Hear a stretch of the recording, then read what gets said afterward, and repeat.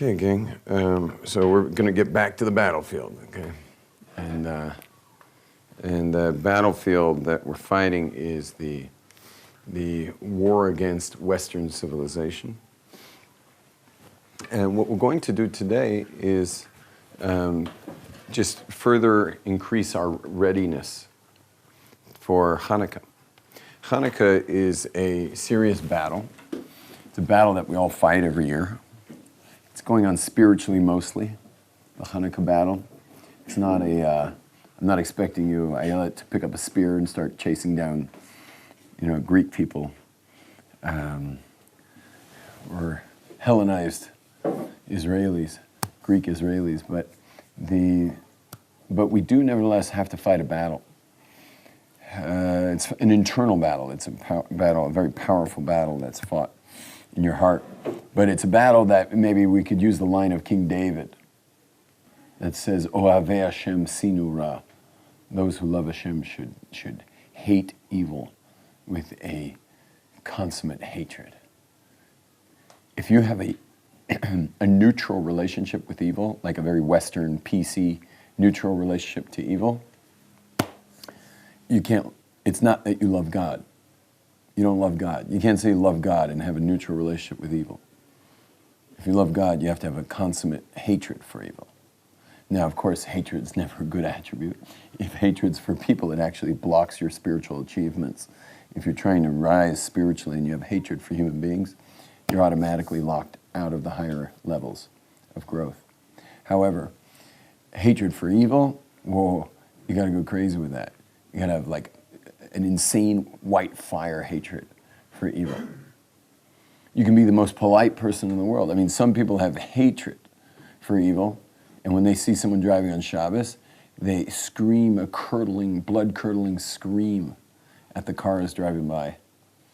And I tell those guys, some of them are my neighbors, I tell them, I'm more angry than you. They say, you're more angry than me? I don't see you screaming. I said, what do you think? I'm paying with my money. I'm hosting for Shabbos people who would be driving for Shabbos. Yeah, I'm hosting them. I'm filling my house with them. And my hatred for evil's just as intense as yours, if not more intense. Just I've learned how to translate it or transfer it, transmutate it to love. So when I say hatred, I don't necessarily mean that this like white fire hatred against evil. It has to be the kind of hatred that would ever reflect into human beings. You have to love human beings and be compassionate, be understanding of them, and be giving to them, and those kinds of things. Is your hand up, or are you just scratching your head there? It seems kind of, I don't know if ironic's the right word though, that God hates evil so much, but like he lets so much of it go on. Lets it go on. He created it. Doesn't let it go on. He makes it. He's the manufacturer of evil. So how do you reconcile that? He's light. Were you here yesterday? You were here yesterday. Yeah, he's light. To create a physical world, he had to create dark. And our job in life is to repudiate the dark and to cleave to the light. For us to reject it? Yeah. You can't have a physical world without it. You wouldn't even be here right now to have the choice if there wasn't for evil. This is evil. It's not evil. It's just dark. Because I don't see God in it. I see wood. So it's not evil, but it is proverbially evil because I don't see the light, so therefore it's covered up light, which makes it automatically dark, which makes it evil.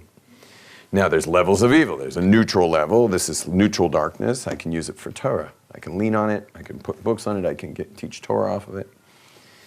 Also, I could burn it for idolatry and offer up some lamb to an idol. And then it goes into the depth of evil. It goes into the totally forbidden. So right now it's totally permitted. That's why the word for permitted is mutar, which means released. It can be used now. A slice of pizza is released. It's mutar. It's released. You can now raise it from dark to light with the right blessings. Throw a piece of pepperoni on that pizza, you've been busted. Yeah? Now it's gone to darkness because it's mixing milk and meat in a hot situation because pizza's usually served hot. So now you got trouble. trouble in River City. And that's evil. So it's not as simple as you said, as God created evil for us to choose not. It's not just that. God created evil so we'd have somewhere to be. It's just there's levels of evil. There's neutral stuff like physicality. And then, for example, if that was a stolen necklace, that would be evil. And I imagine you paid for it. Somebody did. So it's dark side being raised up. Because you're raising it by wearing it in Jerusalem and wearing it for your own, whatever you wear it for. And it's being brought to good. So it's going up higher, it's going into light. And yet it still remains. So it's kind of cool that way. However, if it were a stolen necklace, it would be evil. It would be an evil piece of jewelry. Yeah. Even though it's the same piece of jewelry, it's forbidden. It's like stealing an orange. You can eat it, eat a stolen orange, and now all the vitamin C and all the other nutrients in that orange are powering your body from an evil source. Same orange, hand the guy a shekel, you got light. And that orange now has become a Jew. It is fueling a Jew's mitzvahs of the day.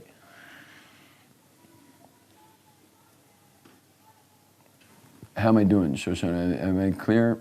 You understand where I'm at? Yeah. Did I answer you? Okay. Yeah? Okay, now, God created us to go for the good and avoid the evil, and not only to avoid the evil, but to hate it. We have to hate the evil.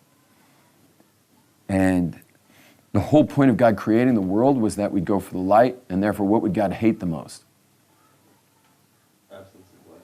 Yeah, absence of light. Well, us going for the absence of light. Meaning, when you have kids, there's stuff you want them to do that you'd love. There's stuff that they could do that you'd hate. So too, we're God's kids, so to speak. Human beings are God's kids. And he created a world of neutral and dark. And there's stuff he loves us to do, and there's stuff he hates if we would do it. From our perspective, he hates it. From his perspective, he created the whole place. He created the place for this purpose. Like you design something to work a certain way, and everyone seems to go against it. You hate that. When they go for it, you get nachas. When they go against it, you hate it. That would imply imperfection in God. Him hating something? No. No imperfection. Just because he hates something doesn't mean there's an imperfection. It means he's lacking not having it or having it. What's it? The thing that he's seeking, which causes hatred. So he doesn't want us to not to seek the darkness, and if we do, that's a lack in something that he... He gave us free will. He gave us free will, and we get to make choices. He doesn't have a lack just because we go for evil. All he has is But it's a lack in contentment. There's no hatred, by the way, for us. If you're the one doing the evil thing, God loves you just as much as you do the good thing. I could even argue that he loves you even more when you do the bad thing. You want to know why? It's when you do. When you do the bad thing, now you suddenly are like you're the underdog now. You're in trouble. You're dipping into evil, which means your soul's getting pushed away. You're getting a scar tissue around your heart. So now God has to focus extra attention to bring you back. Whereas someone who's always being good, it's like the good kid in the class gets ignored. So God sends extra love and energy towards someone who's falling. God loves the fallen person. It says over and over again in the Torah, the widow, the orphan, the downtrodden, those are the ones that God hears the most. Yeah, but his love is not necessarily viewed as good through your eyes. That's true.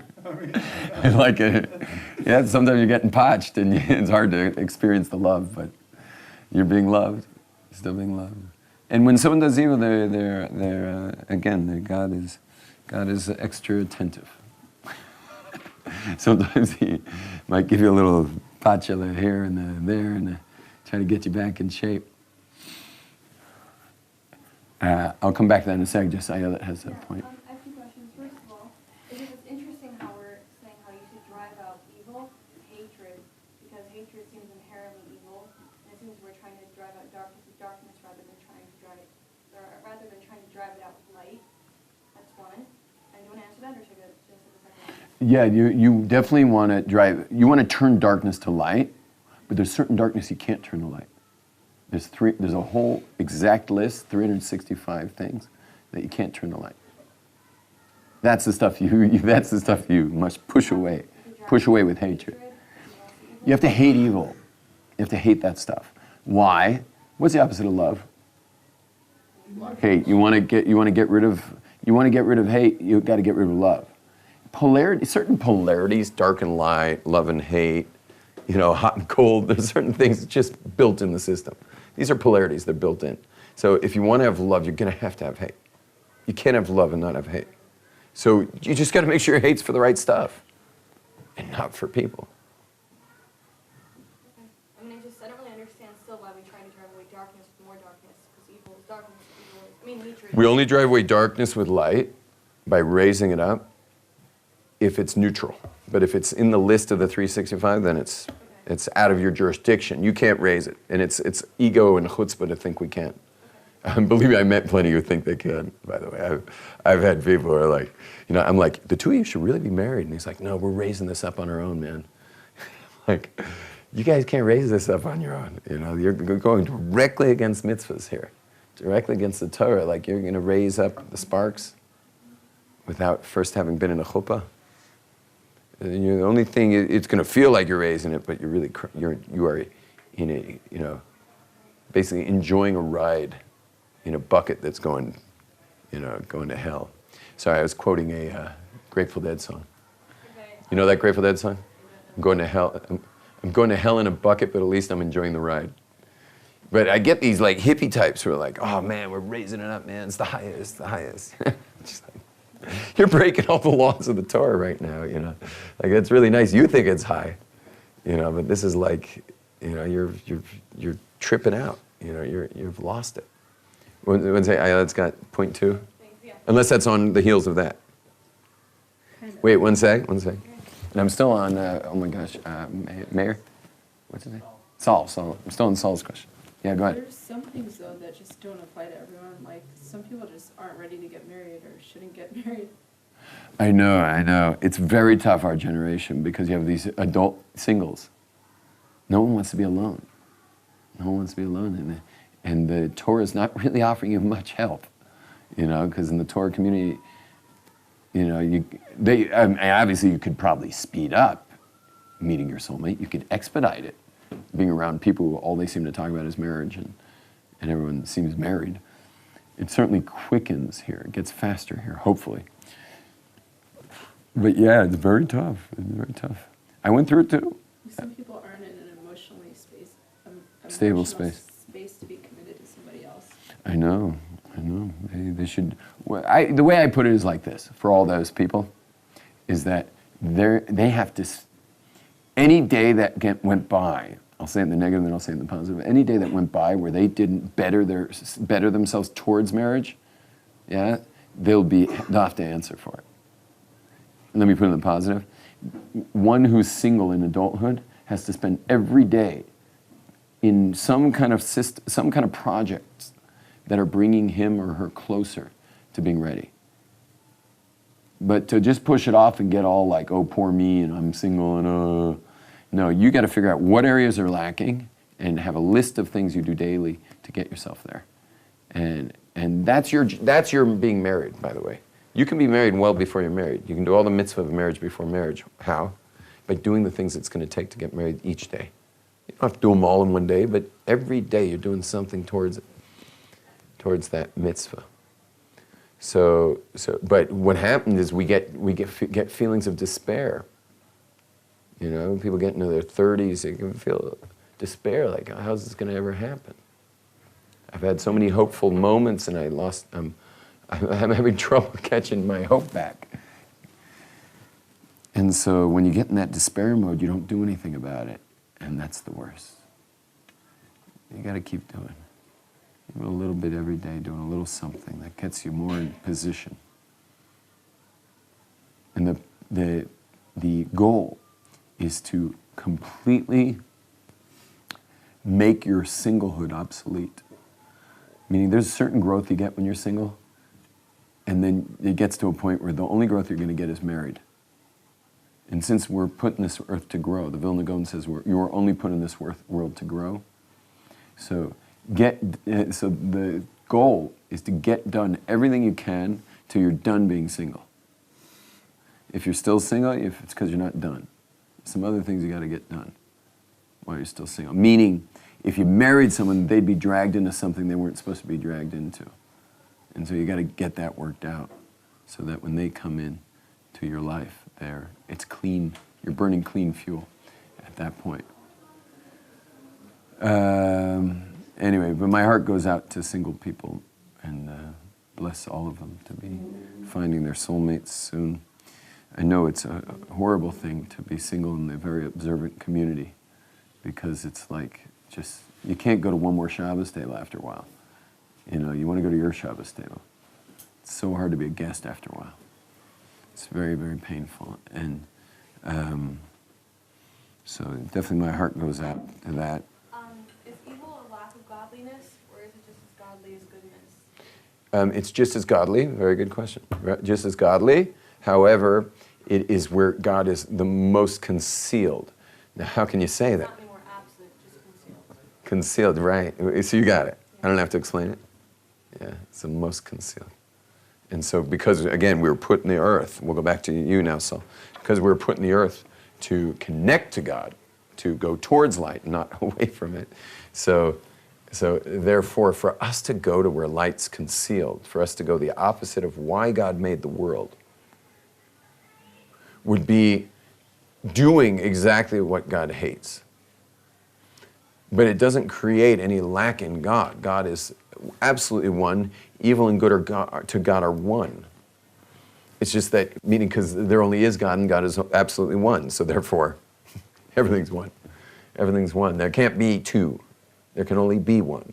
However, God's infinite light that he's somehow filtered out of the world so that you can have a stender and a chair and a table and a floor. That filtering out of light goes from the neutral dark stuff to the totally dark stuff. And God hates that stuff. We are supposed to hate that stuff. And again, that's why it says in Psalms, which is how we started this whole thing, is that the lovers of God, Ohavei Hashem, the lovers of God, Sinu Ra, hate evil with a consummate white fire hatred. You have to hate evil. And the reason why I think that's important for us, especially in this generation, is it's not considered very open-minded and liberal to be a hater of evil. And that's why I'm trying to temper it with love, that you can be the most loving person. You can actually open up your Shabbos table to people because you hate evil so badly that you want your Shabbos table to be packed with people who normally wouldn't keep Shabbos. You want to be there for people. Now, there is a level of hatred that you're allowed for people as well, and it will not block you spiritually, because there's a couple mitzvahs of hatred. One of those mitzvahs, I'll just bring up one, is if a person turns other Jews toward evil, if they're a bad influence, you must hate that person. So there's a mitzvah from the Torah. It's one of the 613 mitzvahs, a positive commandment to hate those who turn others to idolatry. So anyone who's actually an influential, charismatic type who pushes people away from the light and towards the darkness with their whatever crazy ego trip they're on, that they want to somehow rip people out of the light. So you're allowed to hate that person. You're not allowed to save him either. You're not allowed to kill him. But if he's stuck in a pit, you're not allowed to pull him out. If he's yelling, "Get me out of here!" and you look inside and you see, "Hey, there's the guy bringing everyone to idolatry." You don't have to throw him a rope. In fact, you don't throw him a rope. You don't kill him with your hands, but you don't save him either. And you don't stop hating him, at least until he does teshuvah. Okay? Another commandment is to hate someone who goes against the Torah. Okay? What do I mean goes against the Torah? Have you ever met anyone who went against the Torah? Yeah. You have? I've only met, in 23 years, I only met probably one person who went against the Torah. you realize that the mitzvah of hating someone who went against the Torah means that they know it. They know what they're doing. They know what's right. They know it all. They know there's God. They have to be clear there's God. They have to be clear the Torah is divine. They have to know all this stuff. They have to have more clarity than any of us in this room. And when they got all that clarity, and then they said, you know what, God, to hell with you, and went and did evil. Or they denied some commandment as not applicable. I don't mean not applicable because we don't have a Torah temple. I mean not applicable like, this one's out. And they just decide that mitzvah's out for them. You have to hate them. However, I've only met one person in all those years. He's a guy, he wears a shtreimel and drives on Shabbos. That's weird. He drives in a shtreimel on Shabbos. How do you know he really believes to the extent that he has to? Because he's considered one of the top Kabbalistic scholars. He's like a huge mind, and he was once a very devout guy. He just was a little bit on the huge Yetzer Hara or something. Not a normal situation. I had him over for lunch. No one would let him come for lunch, but he was visiting Jerusalem, and they came to me and said, maybe you could have him, because you could handle him. And I went and asked my Rebbe, what do I do? And he'd come in for a simcha. Someone had to have him for the lunch. So my Rebbe said I could have him. Just keep it light. Don't let him start. Why does he wear a shtreimel? Shabbos, how can you not? He believes in all of it. That's what makes him evil. He believes in all of it. If he doesn't care about it. Yeah. He cares about it. He loves Shabbos. He likes how he looks in it. How are you allowed to invite him if you were supposed to hate him? It was a strange situation that I can't tell more details or else the identities would come out. Because his children are very much halachic Jews. And if I told more, it would be too much. But if you understood the whole story, you'd see why. Someone had to host him, and I won. But I wasn't so happy about it. And I was told by my Rebbe that I have to host him, so it's like, I mean, I slipped a little like extra salt into his food and stuff, just to fulfill the mitzvah of hating him. Kidding. Anyway, back to fighting the good fight against evil. So anyway, we got to get that clear. Now, what you'll find throughout Hanukkah, every meal you go to and everywhere you hear someone talking, they're going to always put Western society as the evil you're supposed to hate and Jewish society as the good. So we have to somehow get over this hurdle here.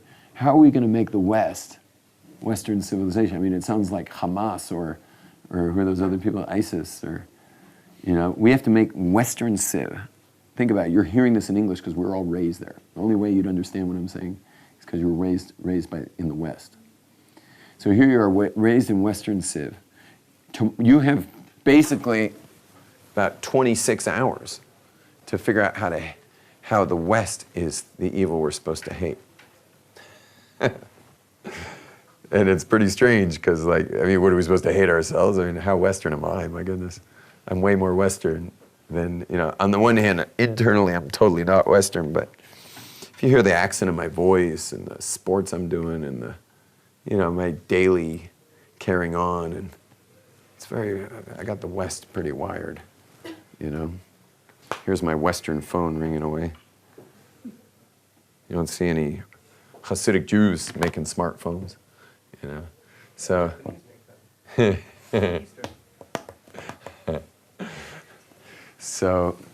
but the Westerners consume them. Okay, so how are we supposed to get over this hurdle? So let's spend the rest of the day on that. The rest of the hour on that. We could just look at all the evil that the West has done for Jews. Excellent. That's not exclusive to America or to Western. I mean, Well, you got all of Europe's West, Russia's West, all the way through the USSR. They've really harmed the Jews in major ways, probably more spiritually than physically. You know, they've definitely taken down many a Jew. Yeah. I was going to say how you can see objectively how excess physicality, it brings a block to reach spirituality. Okay, very good. They definitely are pushing physicality. They're pushing, pleasing your senses as much as possible.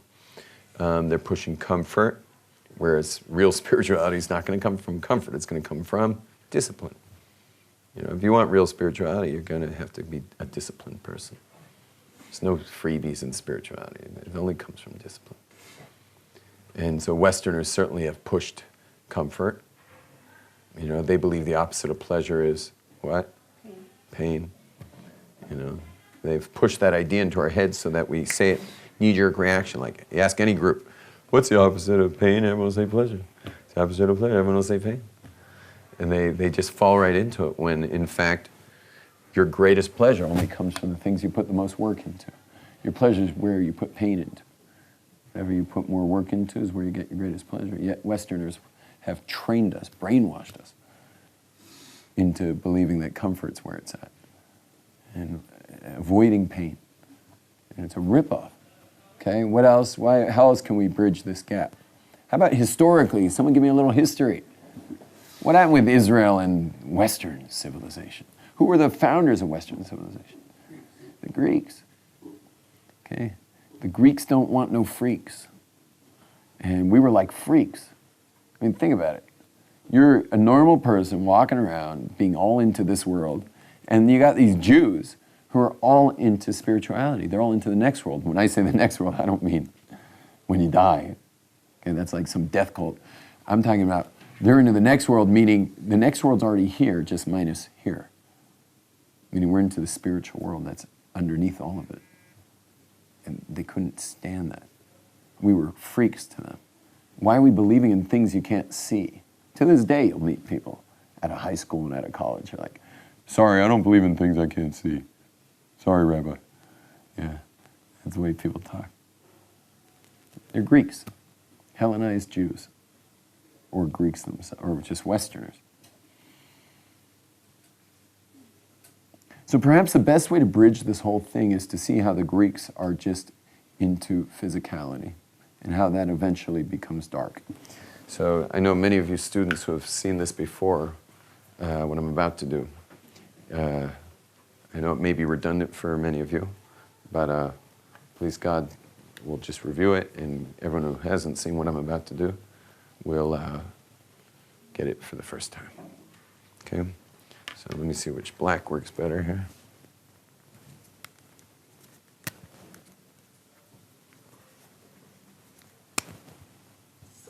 That one's very good.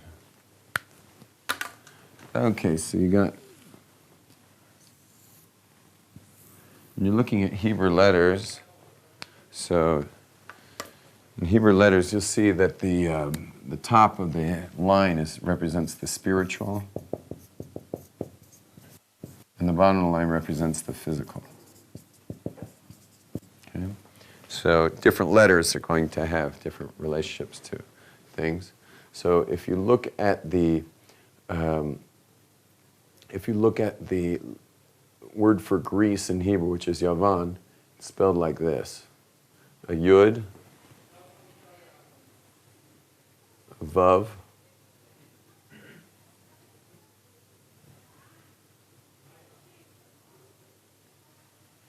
and a nun. Okay, yud, vav, nun, which spells the word Yavan. Okay, yud, vav, nun spells the word Yavan. And the word Yavan is just amazing because you see its form. Everything's formed by the Greeks. It's venerating the form of things. That's what the Greeks are into. So you have this point, you have a line, and then you have a big line. The yud is considered like a point. What is that point? That point's related to the spiritual. In this particular case, what it means is the idea. A yud represents the idea. The Kabbalah teaches us the yud relates to the word Chachma. It's floating, totally disconnected from physicality. And that's why in Kabbalah the Yud is called Chachma, wisdom. Yud is an idea. So if you want to build a house, you want to plant a garden, you want to build a business, you want to get dressed, you want to go to figure out what to do that day. Those are all going to happen in the world of ideas. The letter Vav is a Yud. You can see it's, the Yud would end there, but the Vav keeps going all the way down to physicality. The Vav is an implementer. Vavs implement ideas. You can look at it really as a business strategy. You can have a Yud person and a Vav person. Yud people are idea people, and Vav people are implementers. There happen to be two other types of people in a business, though, that you got to keep in mind, but then I'd have to go into God's name, because the Yud and the He and the Vav and the He creates a full business structure. But we're not going to go there right now. We're just talking about the Yud, which is the idea guy, and the Vav's an implementer. Okay? He executes the idea. And then it hits the physical, and now you got it done. So now you built the house, or you got the ice cream you wanted, or you got the job you went out for, or you got dressed, or you understand, or you went and fulfilled your plans of the day. Whereas the Yud was just thinking about all that stuff. Clear? Okay. Now, someone tell me, what is that Nun doing underneath the baseline? What's that Nun doing? What's down there? What's that Nun doing down there? Who wants to take a stab at that? Indulgence in physicality. Okay, indulgence, maybe, very good. But what is that area? If this is the physical, so what's below it? The hiddenness of God's presence. Okay, hiddenness, God's presence. Excellent, excellent. Into a bad place. Okay, very good. Bad, what's another word for bad? Evil. It's going into the dark side, into the evil side, which we spoke about. This is neutral. This is fine. Okay? I use it as an altar now for idols. Now it's not fine. It's gone to the dark side.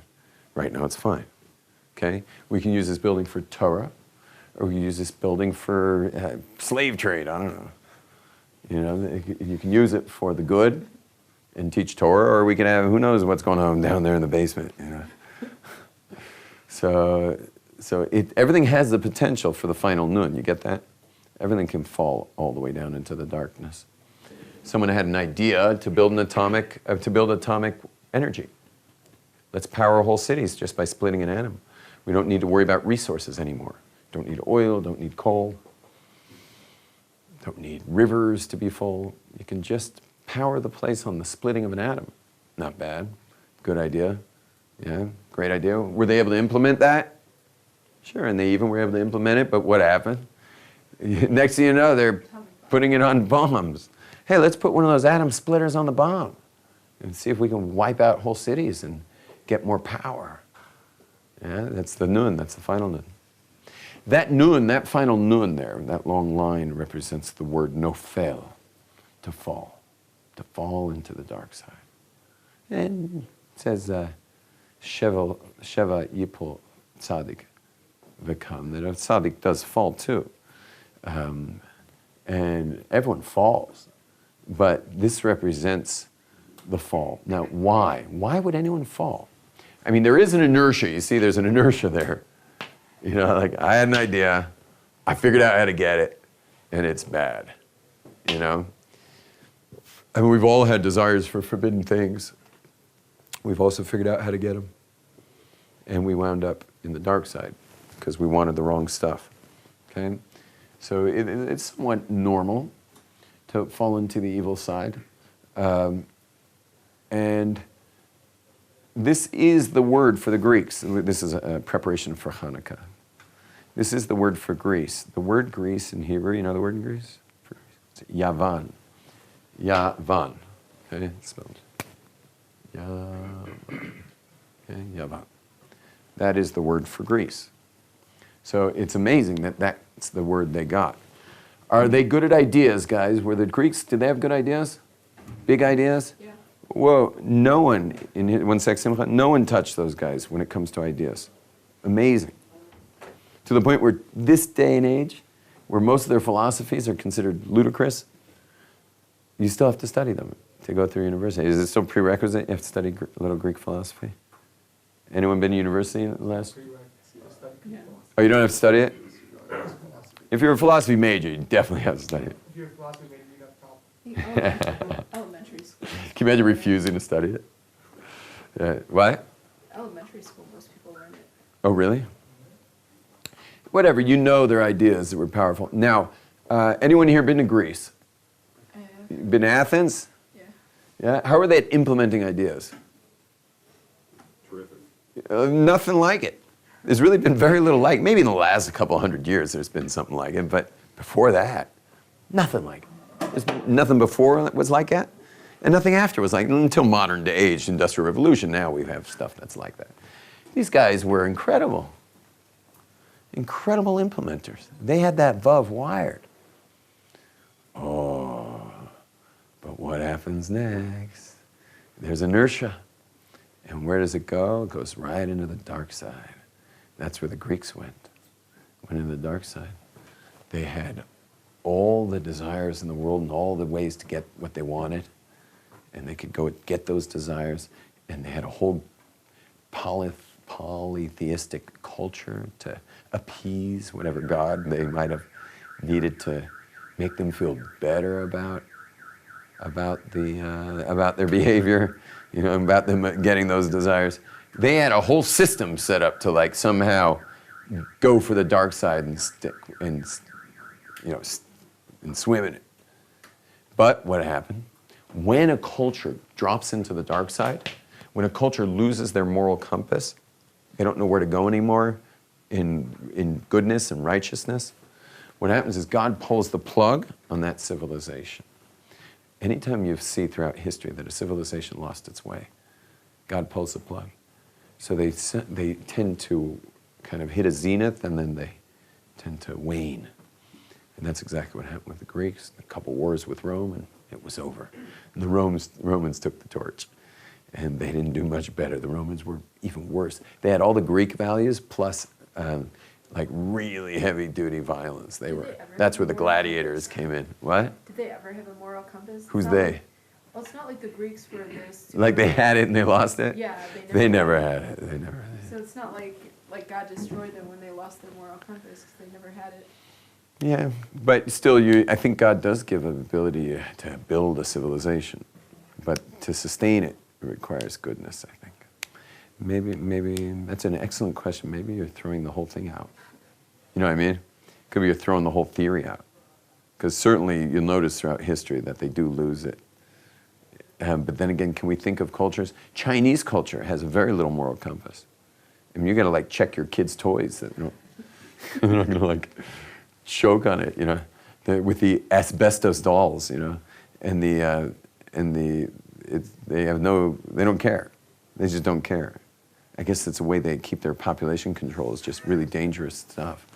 And but they've been around for a long time, thousands of years. Maybe we'll throw that one out. I don't know. Simche, you're on. Some of the other final letters that go down below the line. Yeah. We have to look at each one. Yosef. I'm thinking more like he reminded me of the words mitz. Any word. Yeah. Mitz is not modern. Mitz is ancient. But that's the final tzaddik. Yosef, yeah. Yosef, the pei goes down. Or yeah. Final kuf, yeah. No, any kuf goes down. Not kuf, kaf. Kaf. The kaf goes down, but the kuf goes down. Yeah. So each one's got its reason. But not the same as a nun? Nun also is just the nun we're focusing on now. Each one has its reason. Yeah. Excellent point. Yeah, nun we're just focusing on because we're dealing with Greeks and we're trying to somehow bridge this by tomorrow night to be ready to fight a war against the Greeks. We've got to fight a war by tomorrow night. We light. I don't think it'll be too hard. They're not that strong. Who, the Greeks? I'm not talking about the Greek islands. I'm talking about Greek culture, Westernism. So, yeah, we don't have a lot of time. Now, what can you do to prevent the inertia in your own life? How can you prevent inertia? Because all of us in this room are going to have ideas, and some are going to be good ones, some are going to be bad ones. All of us will have the wherewithal to achieve those ideas, and all of us will also have that inertia to do the wrong things with those same ideas. What do we need? How do we somehow survive all this? How are we going to make sure that our little nun over here, or our big nun over here, somehow pulls his feet up from the dark side? He needs to I'm not going to jump, but like he needs jump, and kids jump and they swing their legs up. For the pictures, adults do it too. They want to look like they're really high up. Everyone jumps and pulls their legs up really high. How are we going to pull our legs up? Stay connected to God. What? Stay connected. Excellent, excellent. We got to attach ourselves to the creator of the universe. And to, how do you say, unattach? Detach ourselves from our little tentacles that have gotten into, habitual relationships with the dark side. We have to somehow uproot our foundations that have gotten caught up in the dark side, and we have to reach and stretch toward. So I'd like to show you something about the nun here that's really cool. What we're going to do is have this nun suddenly do some yoga. You ready to watch a nun do yoga? Okay, here comes a nun doing yoga. He's going to pull his legs up, and he's going to get it up and above. There he is. The nun's got his leg up now.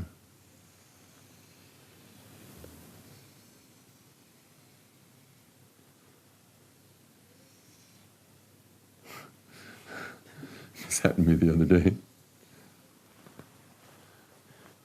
This is a nun. You know the letter nun? The regular letter nun? Simcha, you see that nun? Yeah. It's a regular nun. The only difference between that nun and this nun is this nun's pulled himself up and out of the dark side. And what did Chaim say, or was it Saul? I forget. We have to attach ourselves to God. Well, look at that nun's, look at this nun's hands here. Let me just give him a little face. Okay? Hands are up there, got his feet up and out of the dark side. Okay? The feet out of the dark side, hands in heaven. And that is how it's done. Because the word Yud Vav Nun, Yavan, is actually part of the word Tzion, which means Zion. Tzion is Zion. Okay? And for us to be true Zionists, we have to find our tzaddik. We have to find our tzaddik. What is the letter tzaddik? What is a tzaddik? Can someone define what a tzaddik is? Righteous person. Righteous and just, like the literal translation is righteous, justice, from the word tzodek or tzedek. But a person who's righteous isn't necessarily a tzaddik. I know a lot of righteous people. I wouldn't call them necessarily tzaddiks. Someone who's transformed his evil inclination into good. Okay, someone who's transformed his evil into good. That's definitely a good definition. And that really shows you how the tzaddik pulls his legs up. He's transformed his negative inclination to good. Yeah? Connected to the spirituality, bringing it down to the physical and implementing it in the physical. Excellent. So, plus getting himself out of evil. So he's got himself up and out of evil, and he's got himself connected to spirituality. And maybe I'd just add one more thing. He's not just connected to it, but he's drawing it down into physicality, which I think you like a lot, Ayala, is drawing down the light into the dark. And meaning a tzaddik wants to take a banana and turn it into a Jew. A tzaddik wants to take a chicken and just eat a little of that chicken, because who does that chicken become when the tzaddik eats it? The tzaddik becomes you. When you eat that chicken, it becomes you. So the tzaddik wants to take physicality and infuse it with light and raise it up. So it's not just a chicken, it's not just a banana, but it actually is a Jew. Okay, that's some stuff that tzaddik does. Tzaddik has his or her thoughts on God, no matter what's happening. Flat tire, lose a job, didn't get the job in the first place. No matter what's going on, whether it's good or seemingly bad, the tzaddik recognizes it's all good. That's why if something's going bad in your life, you want to go to a tzaddik. He'll explain why it's good. That's why probably Joseph was called Yosef HaTzaddik. Yeah. He was always focused on... Always focused on the good. On God. He was always focused on God, but he was also always focused on the good. That guy went through hell. Every second he's getting thrown in a pit. Everything seems to go wrong with him, but he always seems great. He always rises up. Everything's like no problem. He comes out of jail like he should have been in there forever, and he winds up just kind of dusting himself off and becomes the head of Egypt, like overnight. His brothers show up, and they're like, don't kill us, you know, because we sold you down to Egypt. He's like, no, no. It was all from what? It was all from God. Like, we were supposed to come down to Egypt. And the way it worked out was by you know, it was treacherous what you did to me. But it was all part of a greater plan.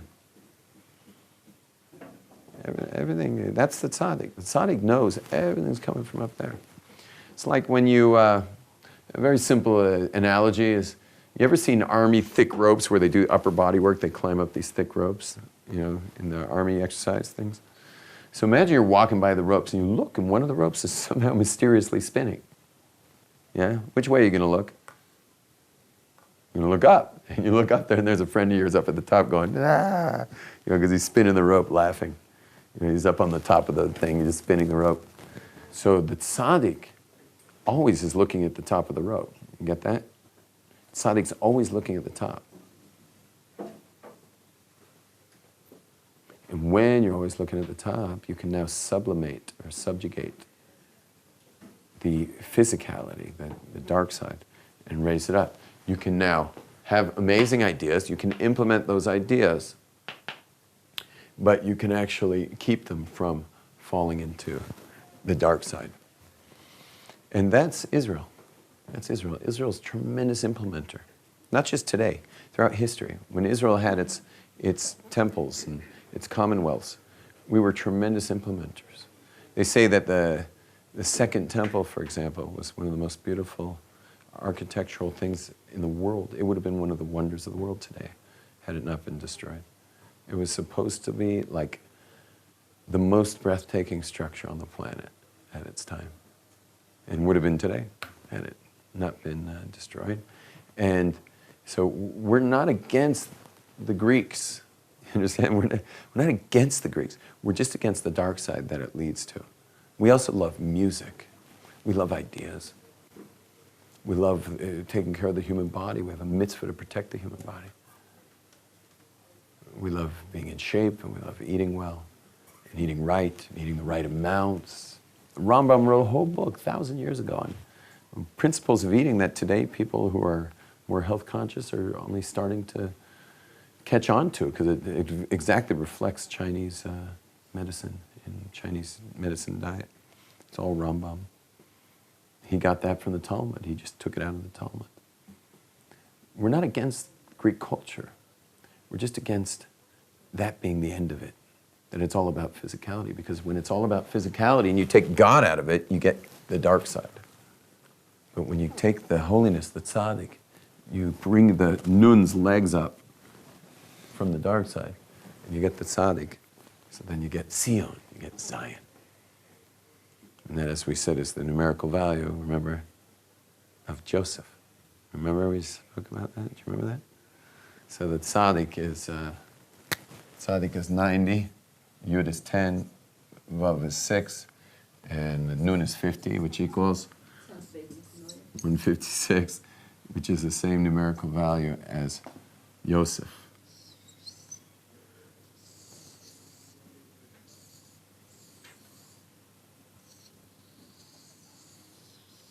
There it is again.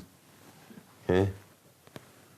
Yosef is 10 plus 6 plus 60 plus 80 equals 156. In other words, Zion and Joseph are the same numerical value. And you see that what was Joseph's job? He was the infrastructure of Egypt. He handled all of the resources of Egypt and distributed them. He was a very Yavan, Greek-oriented guy. Great ideas, great implementation. Yeah, great ideas, great implementation. See it? It's right there. Ideas, implementation. And the word Yosef means to increase. He can bring great bounty and great wealth to the world. He can supply in his 7 years of famine. That's Joseph.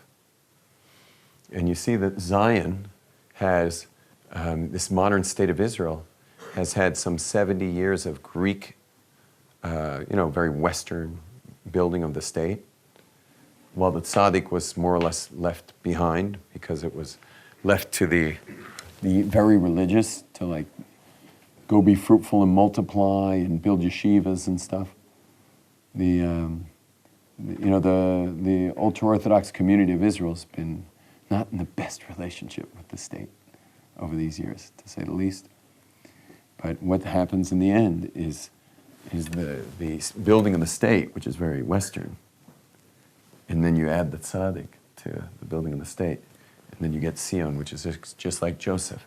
He built infrastructure. That's how he's known in the Torah. But he's known as Yosef HaTzadik. He's known as Yosef the Tzaddik because he was actually super holy. And so it's when the Greek aspect of Israel merges with the holiness of the Tzaddik that we'll finally see Zion, the building of Zion. Soon in our days, Amen.